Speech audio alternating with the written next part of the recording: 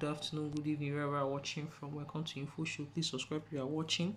Yeah, this is a killer cough syrup that has already killed 66 children in Gambia. And this cough syrup is from India. NAFDAC is out now warning parents about this drug.